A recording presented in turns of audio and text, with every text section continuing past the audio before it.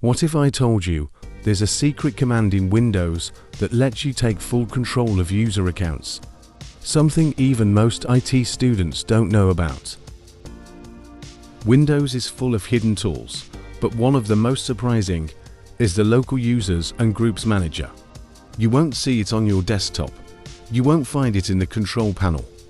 But if you press Windows +R and type lusrmgr.msc, you'll unlock a whole new control panel.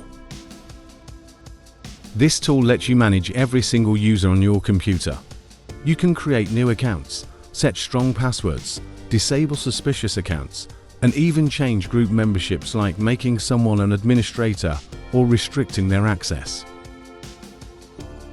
Here's the surprising part.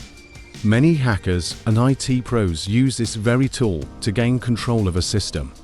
If you don't know it exists, you'd never realize how much power it gives you. Imagine, with just a few clicks, you could lock yourself out or lock everyone else out.